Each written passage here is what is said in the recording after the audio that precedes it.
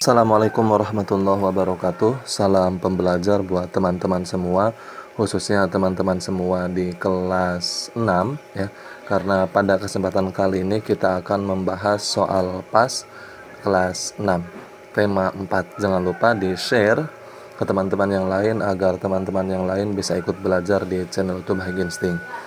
Oke, sekarang kita langsung saja ke soal nomor 1, muatan pelajaran PKM. Oke, ini kita sebentar ya, kita aktifkan dulu pensilnya. Oke, nomor 1, keberagaman ekonomi di Indonesia terikat dalam persatuan dan kesatuan. Persatuan dan kesatuan dapat menumbuhkan semangat titik-titik. A. Kerukunan, B. Kemenangan, C. Kebersamaan, atau D. Belajar. Ini kaitannya dengan keberagaman ekonomi di Indonesia yang beragam akan tetapi terikat dengan persatuan dan kesatuan. Nah, itu akan menumbuhkan semangat apa? Nah, kaitannya dengan persatuan dan kesatuan itu kaitannya erat dengan kebersamaan. Kan bersatu ya, bersatu itu berarti bersama. Berarti jawabannya adalah C. Kebersamaan. Ya.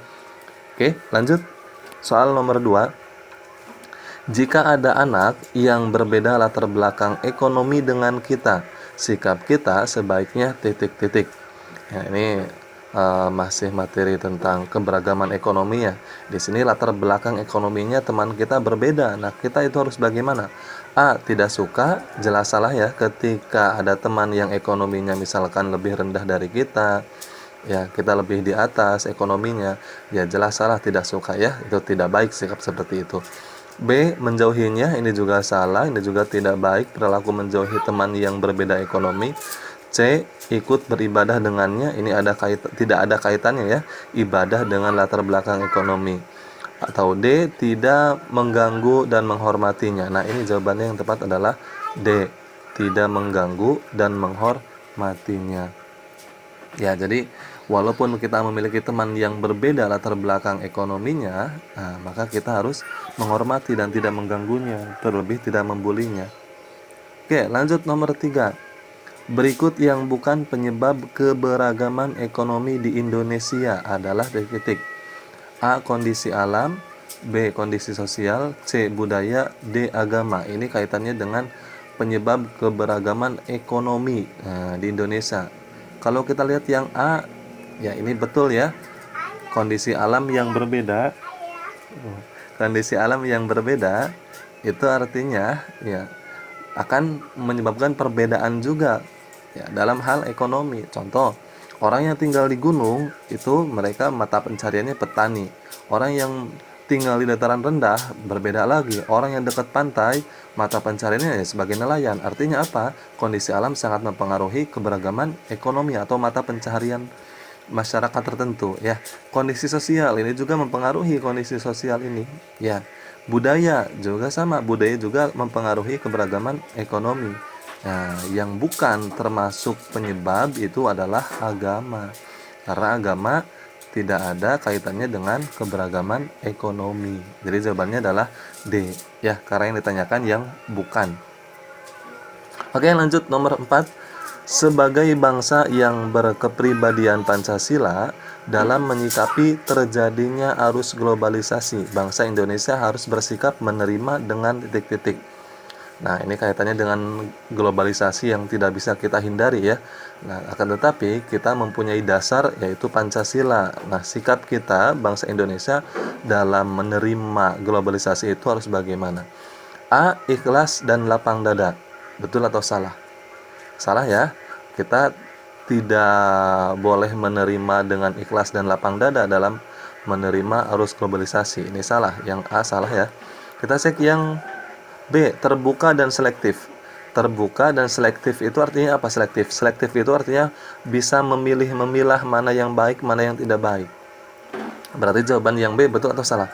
Oke, kita simpan dulu ya, betul ya. Nah, karena apa? Karena dalam menerima arus globalisasi ini, ya kita boleh saja menerima terbuka. Akan tetapi harus selektif. Artinya apa? Memilih mana yang baik, mana yang tidak baik. Nah, ya, berarti yang B simpan dulu betul ya. C, diam dan menutup diri. Jelas salah ya. Tidak boleh menutup diri ya. Dan D, terbuka dan inovatif. Terbuka dan inovatif. Ya, ini juga salah ya. Terbuka betul, inovatif ya, inovatif tidak ada kaitannya dengan globalisasi ya. Berarti jawabannya yang paling tepat itu adalah yang B, terbuka dan selektif. Artinya bisa memilih mana yang baik, yang tidak baik. Nomor 5, ancaman globalisasi ekonomi terhadap negara-negara miskin akan muncul dalam bentuk titik-titik. A, terciptanya sistem demokratisasi internasional dalam negara. B, semakin lunturnya nilai-nilai sosial budaya asli daerahnya. C, terwujudnya ketidakadilan dalam bidang sosial ekonomi. Atau D, berkurangnya peran negara terhadap warga negara. Ini ancaman kepada negara-negara miskin. Ya, ancaman globalisasi ekonomi. Ancamannya apa? Dalam bentuk apa? Dalam bentuk ekonomi. Karena di sini kaitannya dengan ekonomi. Ya, sudah jelas di sini kata kuncinya adalah globalisasi ekonomi. Maka ancamannya yang masih dalam bentuk ekonomi juga. Berarti jawabannya apa? Terwujudnya ketidakadilan dalam bidang sosial ekonomi. Berarti jawabannya adalah C. Oke, lanjut nomor 6. Berikut ini salah satu sikap yang menunjukkan kita bangga terhadap tanah air adalah titik-titik. Nah, ini salah satu bentuk sikap yang menunjukkan bangga ya, bangga terhadap tanah air. Yang mana nih? Kita cek yang A, mau mengembangkan budaya bangsa. B, merendahkan adat budaya negara lain. C, menggunakan bahasa asing dalam kehidupan sehari-hari. Atau D, memilih menggunakan produk negara lain daripada produk negara sendiri. Kalau kita melihat jawaban yang B, merendahkan adat budaya lain, ini salah ya. B salah karena kita tidak boleh merendahkan budaya lain ya. Yang C juga salah, menggunakan bahasa asing dalam kehidupan sehari-hari, sedangkan bahasa Indonesianya dikesampingkan atau ditinggalkan, itu salah. Yang D, memilih menggunakan produk negara lain, juga ini salah ya. Dan produk negara sendirinya dikesampingkan atau ditinggalkan, salah ya. Berarti sikap bangga terhadap tanah air itu adalah yang A jawabannya, mau mengembangkan budaya bangsa ya. Oke, lanjut nomor 7. Mengharumkan nama bangsa dapat kamu lakukan dengan cara titik-titik. Ini bentuk sikap kita atau apa yang harus kita lakukan untuk mengharumkan nama bangsa. A, menjaga kelestarian lingkungan. B, menonjolkan perbedaan. C, meningkatkan prestasi. Atau D, menghormati adat daerah lain. Ini untuk mengharumkan. Mengharumkan itu ya kaitannya erat dengan prestasi. Ya, berarti jawabannya adalah meningkatkan prestasi. Ini salah satu cara untuk mengharumkan ya. Nomor 8. Peristiwa berikut yang bukan akibat adanya pengaruh globalisasi dalam kehidupan adalah titik-titik. A, mencari materi pelajaran melalui internet. Ini termasuk ke dalam pengaruh globalisasi ya, karena adanya internet. Tapi bukan ini yang ditanyakan. Karena yang ditanyakan adalah bukan. Nah, yang B, makan ayam goreng di restoran cepat saji. Ini juga termasuk ke dalam pengaruh globalisasi. Karena apa? Karena banyak makanan yang cepat saji. Ya, tetapi bukan ini jawabannya. Yang ditanyakan adalah bukan termasuk pengaruh dari globalisasi ya. Kata kuncinya bukan. Yang C, membuat dodol khas Jawa Timur. Nah, ini bukan globalisasi ya. Karena ini adalah kebudayaan berasal dari daerah sendiri. Berarti jawabannya adalah C. Nah, ini bukan termasuk globalisasi ya. Kalau yang D, membeli pakaian melalui situs online, ini kan situs online, berarti memanfaatkan internet. Internet itu kan pengaruh dari globalisasi. Berarti jawabannya bukan ini. Sudah jelas, dari jawabannya adalah yang C ya. Oke, lanjut nomor 9. Contoh kerja keras yang dilakukan siswa sebelum mengikuti ujian adalah titik-titik. A. Rajin belajar, B. Menonton TV, C. Membaca koran, atau D. Mempersiapkan contekan. Ini kerja keras sebelum melakukan ujian. Ya sudah jelas ya, kerja keras sebelum mengikuti ujian itu ya belajar ya. Jadi jawabannya adalah A. Rajin belajar. Ya. Oke, lanjut nomor 10. Bu Rina menjual baju batik produksinya sendiri kepada Tuan Andre di Inggris dengan memanfaatkan era globalisasi. Aktivitas yang dilakukan Ibu Rina termasuk dalam kegiatan titik-titik. A. Impor, B. Ekspor, C. Importir, atau D. Eksportir. Nah, ya, jadi si Ibu Rina ini punya usaha memproduksi batik yang kemudian dikirim ke Inggris, yaitu ke Tuan Andre. Nah, si Ibu Rina ini kegiatannya apa? Iya, teman-teman harus tahu ya arti dari ekspor, dari impor, importir, eksportir. Kalau impor itu kan berupa menerima kiriman barang dari negara lain. Kalau ekspor itu mengirim. Jadi kita ini mengirim ke negara lain. Berarti kaitannya dengan di sini jawabannya adalah ekspor. Ibu Rina itu mengirim ke negara lain. Ya. Oke, lanjut nomor 11, kita masuk ke muatan pelajaran bahasa Indonesia, teman-teman ya. Teks yang menjelaskan tentang proses terjadinya atau terbentuknya suatu fenomena alam atau sosial disebut titik-titik. Nah, kaitannya dengan teks yang menjelaskan tentang proses, ini kan proses. Ya, artinya teks yang menjelaskan tentang bagaimana atau mengapa itu adalah disebut dengan teks eksplanasi. Nah, ini kan proses, berarti proses itu menanyakan bagaimana terjadinya. Nah, itu kaitannya erat dengan teks eksplanasi. Berarti jawabannya adalah A, ya. Kalau di tema 4 itu kan teks eksposisi, deskripsi, narasi itu kan tidak diajarkan ya. Yang diajarkan di tema 4 itu ya eksplanasi. Ya. Oke, lanjut nomor 12. Berikut ini yang merupakan struktur teks eksplanasi. Teman-teman tahu ya, struktur dari teks eksplanasi ada topik masalah, ada deret penjelas, kemudian kesimpulan atau penutup. Atau juga bisa disebut topik masalah itu pernyataan umum. Pernyataan umum, deret penjelas juga bisa disebut dengan pernyataan penjelas. Kesimpulan bisa disebut juga dengan penutup. Nah, berarti jawabannya yang paling tepat yang mana? Yang D. Nah, nanti teman-teman baca lagi ya. Struktur atau bagian dari teks eksplanasi. Oke, lanjut nomor 13. Inti teks eksplanasi terdapat pada bagian titik-titik. Intinya ada di mana?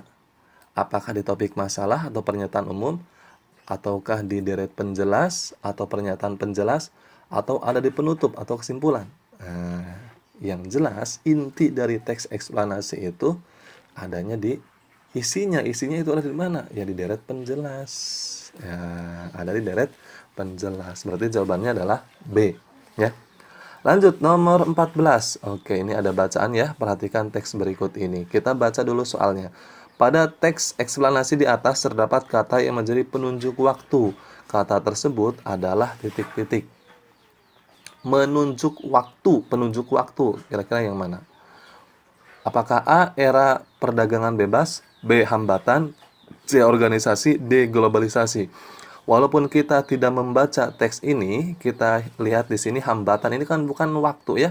Hambatan ini bukan waktu, organisasi juga bukan waktu, globalisasi juga bukan waktu. Sudah jelas jawabannya adalah era perdagangan bebas. Di mana? Nih, era perdagangan bebas. Ini menunjukkan keterangan waktu. Di mana keterangan waktunya? Era. Ya, era. Era ini adalah menunjukkan waktu ya, penunjuk waktu era.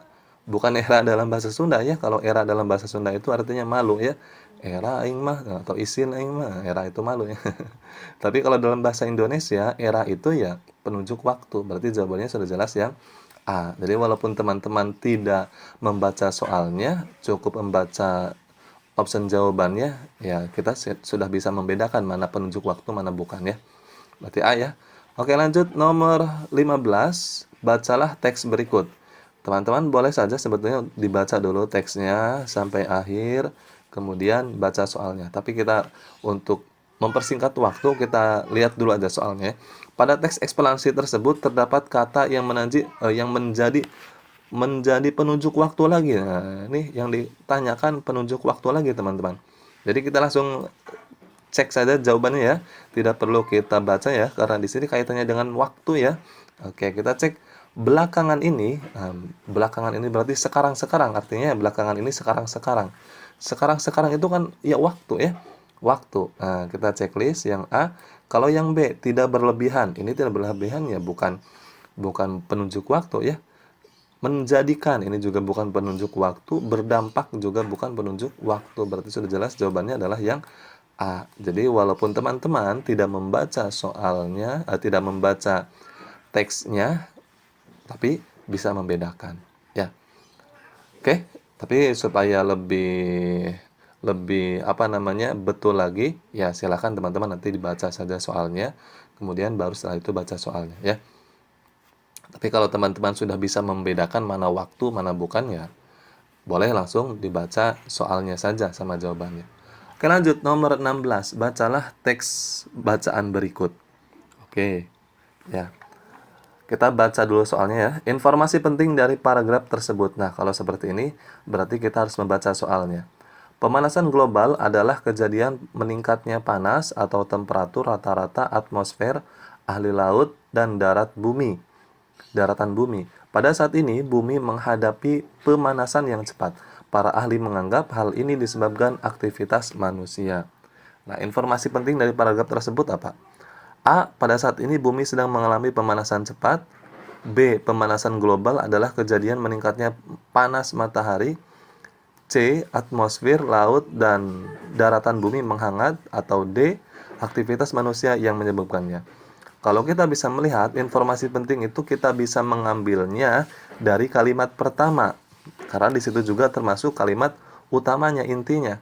Ya, sedangkan kalimat kedua dan ketiga itu adalah penjelasnya. Berarti kita bisa mengambil informasi penting dari teks ini adalah kaitannya dengan pemanasan global adalah kejadian meningkatnya panas. Ya, panas di sini kan berarti ya matahari ya.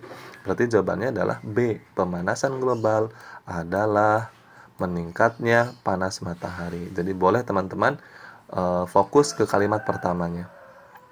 Oke, lanjut. Nomor 17. Bacalah teks bacaan berikut ini. Pertanyaannya, informasi lagi ya. Informasi penting lagi dari paragraf tersebut adalah titik-titik. Kita baca dulu soalnya. Penduduk desa Sukamakmur beberapa minggu ini tampak sibuk panen. Mereka memotong padi dan mengangkutnya dari sawah ke rumah. Kemudian, mereka menjemurnya sebelum dimasukkan ke dalam karung dan lumbung. Lumbung, tahu teman-teman lumbung? Lumbung itu ya gudangnya padi ya. Selesai mengolah padi, mereka langsung membabat batang padi. Setelah itu, mereka membakarnya. Informasi penting dari teks yang tadi kita baca apa? Ya, kita boleh melihat dari kalimat pertamanya. Di sini kalimat pertamanya tentang apa? Penduduk desa makmur yang sedang sibuk panen. Nah, berarti sudah jelas ini nih kalimat utamanya atau informasi pentingnya. Berarti jawabannya yang mana? Yang C. Penduduk desa Sukamakmur sibuk panen. Ya. Jadi ini tips untuk mencari informasi penting, teman-teman. Ya cukup baca kalimat pertamanya ya, sama saja dengan ide pokok ya. Tapi supaya lebih jelas barangkali tidak ada kalimat pertama dalam jawabannya, ya silahkan teman-teman cari jawaban lain dari paragraf tersebut ya. Nomor 18. Kepada para siswa-siswi yang akan mengikuti lomba mewarnai, segera berkumpul di ruang guru. Kalimat tersebut akan lebih efektif jika diperbaiki menjadi, di sini kan sudah ada para, kepada para siswa-siswi. Nah, ya. Menggunakan kata para, kemudian di sini juga siswa-siswi. Nah, ini kan tidak efektif ya. Karena menghambur-hamburkan kata ya. Membuang-buang bukan membuang-buang ya, menghambur-hamburkan ya. Ya, kita cek yang A. Kepada para siswa yang akan mengikuti lomba mewarnai segera berkumpul di ruang guru. Ini sama saja ya, sama saja. Karena apa? Karena di sini menggunakan kata para ya, berarti ini masih tidak efektif ya, masih tidak efektif. Yang B, para siswa-siswi peserta lomba mewarnai segera berkumpul di ruang guru. Ya, para siswa-siswi peserta lomba mewarnai segera berkumpul di ruang guru. Oke, ini kita simpan dulu, yang B simpan ya, yang B simpan karena walaupun menggunakan para akan tetapi di sini kepadanya dibuang ya, kepadanya dibuang. Oke, berarti kita simpan dulu yang B. Kita cek yang C, kepada para siswa-siswa peserta gerakan jalan segera berkumpul. Nah, ini gerakan jalan tidak ada ya di sini. Di sini kaitannya dengan lomba mewarnai. Kemudian di sini juga masih menggunakan kepada para siswa-siswa. Ya, dari salah ya. Kita cek yang D, para siswa segera berkumpul. Nah, ini terlalu singkat ya. Berarti jawabannya sudah jelas yang B ya. Lanjut nomor 19. Berikut ini yang merupakan kata baku. Nah, kata baku.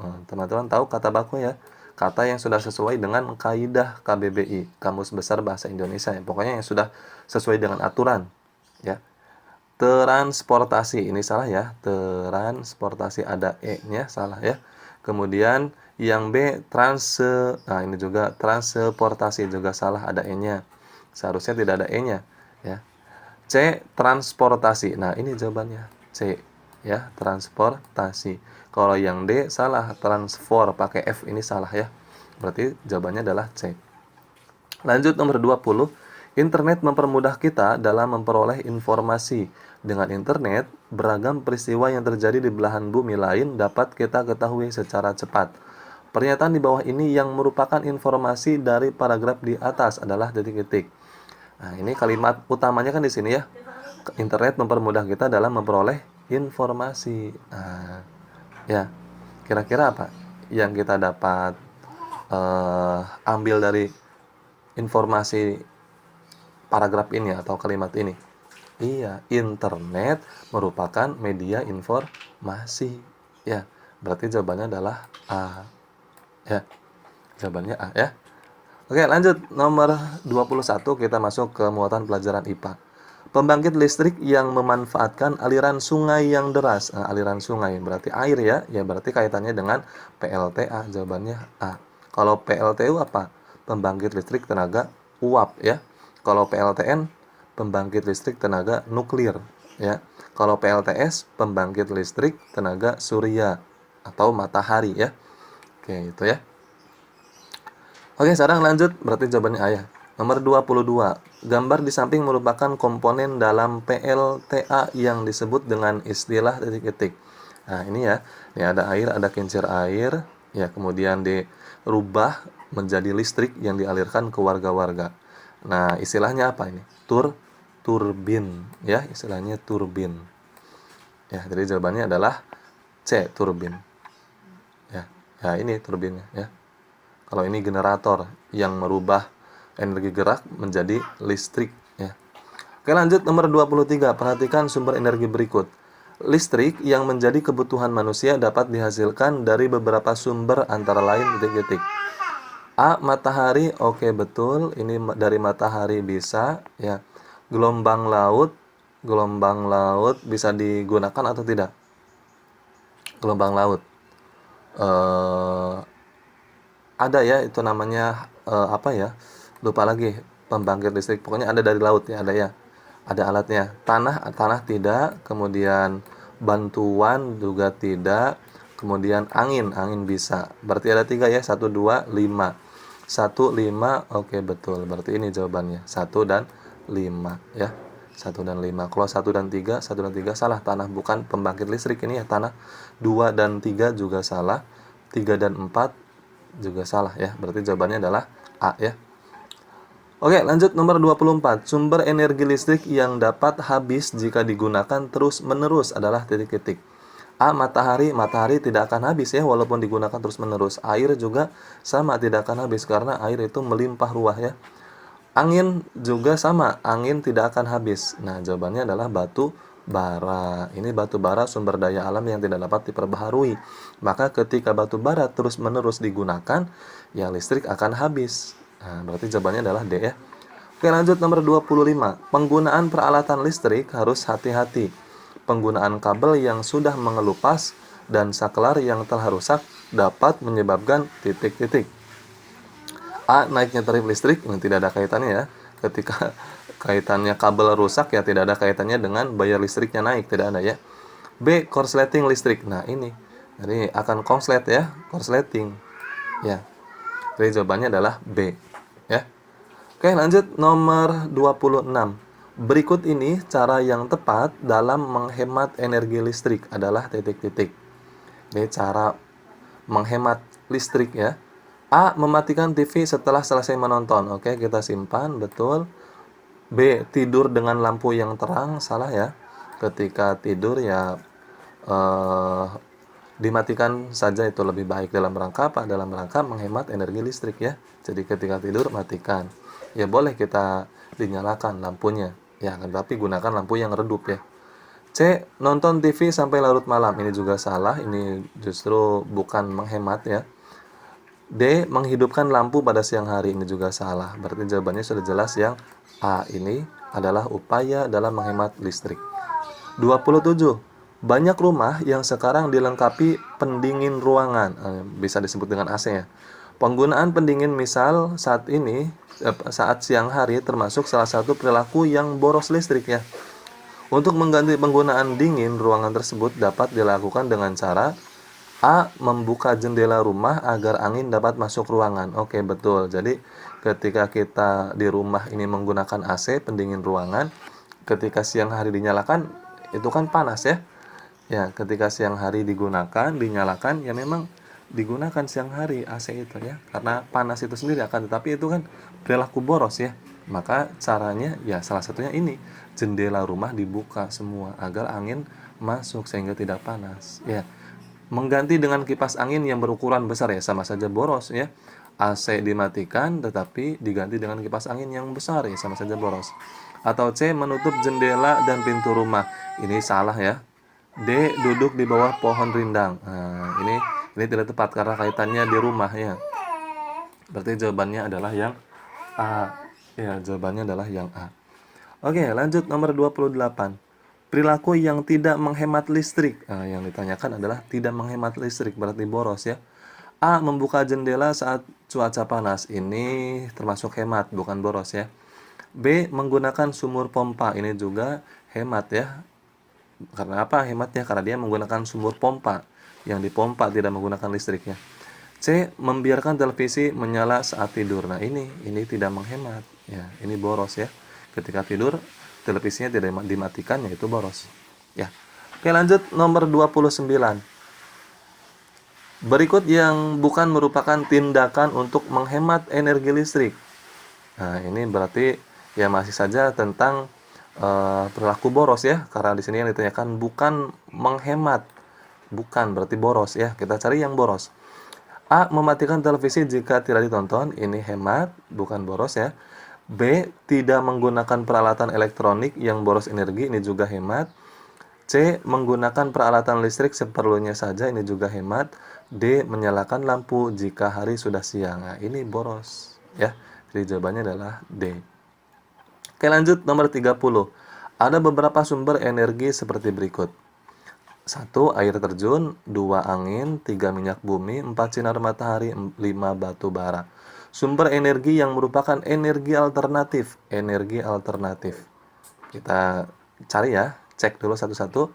Air terjun, iya betul, ini adalah energi alternatif. Angin, betul, energi alternatif. Minyak bumi, bukan, ini energi yang tidak dapat diperbaharui, bukan energi alternatif ya.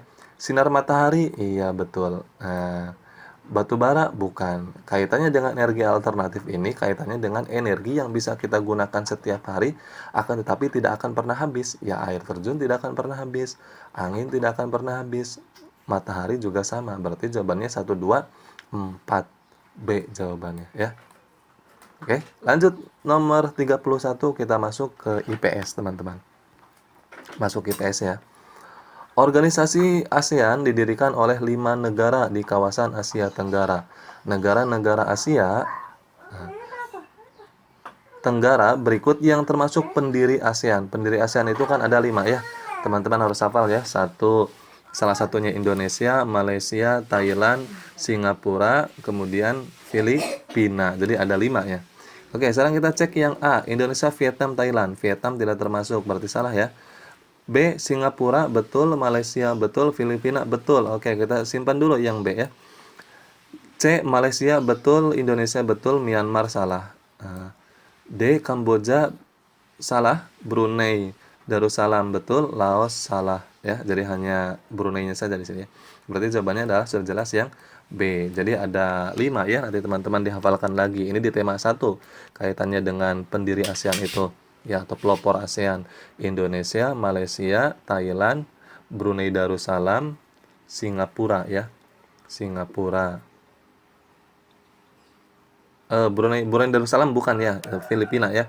Diulangi lagi, ada Indonesia, Malaysia, Thailand, Singapura, Filipina ya. Nah, itu ya. Oke, lanjut kita ke soal nomor 32. Kerjasama yang dilakukan oleh anggota ASEAN tidak terbatas hanya pada satu bidang. Contoh kerjasama ASEAN di bidang sosial budaya. Nah, ini yang kaitannya dengan sosial budaya ya. A. Perjanjian ekstradisi. Perjanjian ekstradisi teman-teman tahu? Perjanjian ekstradisi ini adalah pengembalian pelarian atau buronan ya, ketika si buronan ini kabur ke negara lain, maka negara lain tersebut harus mengembalikan ke negara asalnya buronan tersebut. Berarti salah ya, ini di bidang politiknya. Kalau yang B, penanggulangan narkoba. Nah, ya, ini kaitannya dengan sosial budaya ya. Betul, jawabannya adalah B, penanggulangan narkoba. Kalau yang C, pengiriman duta konsul, ini politiknya, bukan sosial budaya. Yang D, mendirikan pabrik bersama. Pabrik itu ekonomi. Berarti sudah jelas jawabannya adalah yang B ya.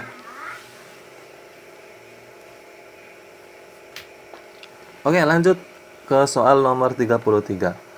Perhatikan pernyataan-pernyataan berikut. Pernyataan yang menunjukkan kerjasama ASEAN di bidang politik. Oke, kita cek satu-satu ya. Politik, pembangunan, kesejahteraan. Ini kesejahteraan itu ya ekonomi ya. Kaitannya dengan kesejahteraan ekonomi. Berarti bukan. Kita cek yang B, pengiriman duta konsul. Nah, ini politik ya. Duta konsul, kedutaan. Biasanya karena di setiap negara itu ada gedung kedutaan dari berbagai negara, perwakilan itu ya. Nomor 3, penanggulangan bencana alam. Ini kaitannya dengan sosial budaya ya. Sosial budaya. Pembentukan sistem pertahanan. Nah, ini. Jadi jawabannya adalah 2 dan 4. C. Kaitannya dengan kerjasama di bidang politik. Lanjut nomor 34. Berikut ini bentuk kerjasama ASEAN di bidang budaya. Nah, ASEAN di bidang budaya yang mana nih? Kita cek. A. Perlindungan terhadap anak cacat. Nah, ini sosial ya. Sosial berarti bukan budaya ya. Yang ditanyakan adalah budaya. B. Menciptakan preference trading arrangement. Kalau tidak salah ini adalah ekonomi ya. Tidak ekonomi. Kalau tidak salah berarti bukan. Kita cek yang C, latihan militer bersama. Ini politik ya, politik, keamanan, jadi bukan bidang budaya. Kalau yang D, festival lagu ASEAN. Nah, ini jawabannya adalah D. Kaitannya dengan bidang budaya, yaitu kaitannya dengan festival lagu ASEAN. Ya. Oke, sekarang kita lanjut nomor 35. Kerjasama bidang sosial dan budaya ASEAN dilaksanakan oleh titik-titik. Nah, ini kaitannya dengan kerjasama bidang budaya ASEAN ya, sosial budaya. A. Komite Social Development. Nah, ini betul ya. Jawabannya betul ya. Komite Social Development. Oke, berarti jawabannya sudah jelas yang A. Kaitannya dengan sosial budaya ya, social development. Ya, kalau yang B, Minister Meeting Social Welfare and Development, yang bukan ya. Nah, jadi sudah jelas dari jawabannya adalah yang A ya. 35. Nomor 36. Negara kita masih membeli berbagai barang dari luar negeri karena titik-titik. Ya, Indonesia ini walaupun kita termasuk negara yang kaya ya dalam alamnya, tetapi kita masih membeli barang dari luar negeri. Itu karena apa? A. Negara Indonesia masih miskin. Salah ya. Salah. Yang A jelas salah. B. Indonesia tidak dapat membuat apa-apa. Ini jelas salah. Ya, Indonesia ya bisa membuat apa saja ya. Yang C, pada jenis barang tertentu belum bisa dibuat dalam negeri. Nah, ini jawaban yang tepat. Ya, dalam jenis barang tertentu ya Indonesia belum bisa membuat di negara sendiri, maka kita membeli produknya di luar negeri. Oke, lanjut nomor 37. Salah satu faktor yang melatar belakangi berdirinya organisasi ASEAN. ASEAN ini berdiri dipelopori oleh 5 negara yang tadi sudah dibahas di awal. Kenapa? Karena memiliki kepentingan yang sama. Ya, jadi jawabannya adalah A. Neng. Ya, jadi jawabannya adalah A ya. Oke. Lanjut nomor 38. Indonesia mengadakan perjanjian ekstradisi dengan Malaysia dan Singapura dalam rangka memerangi narkoba. Perjanjian tersebut dinamakan titik-titik. Ya, tadi sudah dibahas ya, perjanjian ekstradisi itu apa? Yaitu perjanjian mengembalikan buronan ke negaranya sendiri, ke negara asalnya. Ketika ada buronan atau penjahat yang kabur ke negara orang lain, maka negara orang lain tersebut harus mengembalikan ke negara asalnya. Ya, oke, berarti itu dinamakan apa? Karena di sini kaitannya dengan Malaysia dan Singapura, berarti kaitannya dengan kerjasama wilayah. Ya, kalau bilateral itu kan kerjasama yang dilakukan dua negara ya. Kalau multilateral itu kerjasama yang dilakukan oleh banyak negara. Nah, ini kaitannya dengan regional, berarti jawabannya adalah C. Ya, jawabannya adalah C. Ini kaitannya kerjasama wilayah. Malaysia, Singapura ini kan masih satu wilayah, satu rumpun ya. Oke, lanjut nomor 39. Berikut yang bukan cara menghindari pengaruh narkoba adalah titik-titik. A. Melakukan pola hidup sehat. Cara menghindari ya, di sini cara menghindari pengaruh narkoba. Melakukan pola hidup sehat ini tidak ada kaitannya dengan menghindari pengaruh narkoba. B. Menjaga kerukunan keluarga. Ini juga walaupun banyak yang terpengaruh narkoba itu karena adanya permasalahan di keluarga, akan tetapi tidak semuanya ya. C. Mendekatkan diri pada Tuhan. Ya, memang betul ini ya. Betul. Ya. Yang ditanyakan adalah yang bukan ya, yang bukan cara menghindari. D. Tidak membatasi pergaulan. Tidak membatasi pergaulan. Jadi jawabannya ini ya, yang D. Tidak membatasi pergaulan. Ya. Sedangkan supaya terhindar itu ya kita batasi pergaulan ya. Pilih-pilih. Berarti jawabannya adalah yang D. Kalau yang A, melakukan pola hidup sehat, itu kan termasuk cara menghindari ya. Ya tadi barangkali salah tadi pertama, yang A, yang B, yang C ini termasuk cara menghindari pengaruh narkoba ya. Oke, lanjut nomor 40. Tujuan adanya kerjasama di bidang politik antara negara-negara ASEAN. Ya. Ayo ujung rekaman video. Ini ganggu. Tujuan kerjasama di bidang politik. A. Memanfaatkan sumber daya alam. B. Meningkatkan perekonomian negara. C. Membentengi dari pengaruh negara maju. Atau D. Menciptakan stabilitas di kawasan Asia Tenggara. Ini kaitannya dengan tujuan kerjasama politik ASEAN. Nah, jawabannya adalah ya kaitannya dengan ASEAN lagi, Asia Tenggara. Menciptakan keamanan. Ya, keamanan. Stabilitas itu keamanan. Ya. Oke, jadi jawabannya adalah D ya. Oke, lanjut nomor 41. Berikut ini termasuk jenis poster berdasarkan isinya. Ya. A. Kampanye. B. Pencarian. D. Komersial. Atau D. Layanan masyarakat. C. Komersial, kampanye, pencarian ini bukan termasuk ke dalam isi ya. Nah, berarti jawabannya adalah yang D. Kalau komersial ini poster berdasarkan sifat dan tujuannya. Ya. Berarti jawabannya jelas yang D, layanan masyarakat ya. Oke, lanjut nomor 42. Seni yang digunakan untuk mempromosikan suatu barang, produk atau jasa dengan gaya yang menarik sehingga dapat meningkatkan daya tarik para konsumen untuk membeli apa yang ditawarkan disebut seni titik-titik. A. Reklame, B. Gambar, C. Lukis, atau D. Rupa. Ini sudah jelas ya, yang C sama D bukan ya, yang B juga bukan. Nah, di tema 4 ini kita sedang membahas reklame ya. Berarti jawabannya adalah A. Ya. Nomor 43. Media publikasi yang terdiri atas tulisan, gambar, ataupun kombinasi antar keduanya. Jadi ada gambar, ada tulisan ya. Dengan tujuan memberi informasi kepada khalayak ramai disebut titik-titik. A. Iklan, B. Koran, C. Poster, D. Surat kabar. Salah satu yang dibahas dari materi SBDP di tema 4 ini, reklame, bagiannya di dalamnya ada poster. Ya, jawabannya berarti poster. Di poster itu kan ada tulisan, ada gambar, ada. Ya. Oke, lanjut nomor 44. Berikut ini bukan hal-hal yang perlu diperhatikan dalam membuat reklame. Berarti yang tidak perlu kita perhatikan dalam membuat reklame ya, yang bukan. A. Memberikan hadiah bagi pembaca. Nah, ini ya. Nah, berarti jawabannya sudah jelas yang A. Ini tidak ada kaitannya dengan membuat reklame ya. Ketika kita membuat reklame ya tidak ada kaitannya dengan memberikan hadiah kepada pembaca ya. Yang B. Tulisan harus jelas dan mudah mengerti. Ya, ini sudah jelas. Ini harus kita perhatikan dalam membuat reklame. Yang C. Bahasa yang baik dan menarik. Ini juga termasuk yang perlu kita perhatikan. Yang D. Gambar ilustrasi yang menarik. Ya, sudah jelas yang B, C, D ini harus kita perhatikan dalam membuat reklame. Berarti jawabannya sudah jelas yang A ya. Lanjut nomor 45.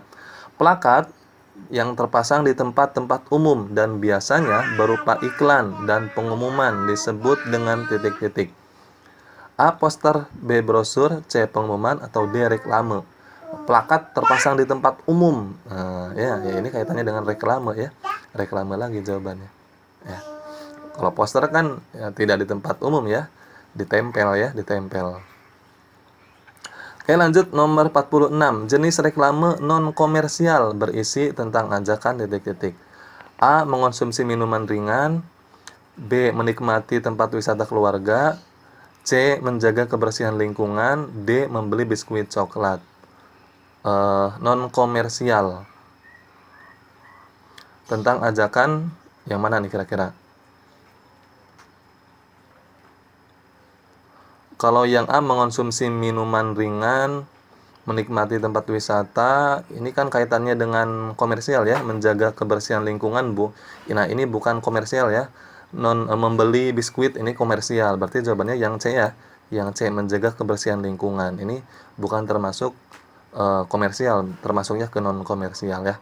Oke, lanjut nomor 47. Teks atau slogan dalam membuat reklame harus jelas dan mudah dimengerti. Teks ini terdiri dari teks utama dan penjelas. Jadi jawabannya adalah B ya. Oke, nomor 48. Kalimat poster menarik untuk anjuran menjaga kebersihan kelas. Yang mana nih? Bersih kelasku, jernih pikiranku. Oke, ini menarik ya. Ini menarik. Jagalah selalu kebersihan kelas kita. Ini sih tidak menarik ya, hanya berupa ajakan saja ya. Bersihkan kelas kita setiap hari. Ini juga tidak menarik. Kalau kelas bersih, senang belajar. Yang menarik itu yang A, bersih kelasku, jernih pikiranku. Ya. Oke, sekarang kita lanjut.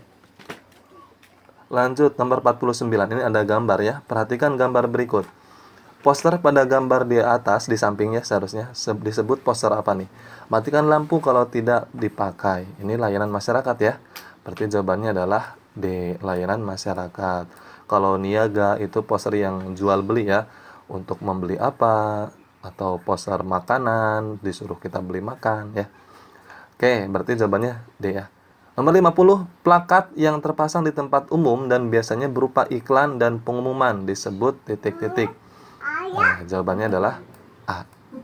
Ya, jawabannya A. Oke. Mudah-mudahan bermanfaat buat teman-teman semua dan teman-teman mendapatkan nilai di atas KKM ya. Jangan lupa di-share. Salam pembelajar. Wassalamualaikum warahmatullahi wabarakatuh.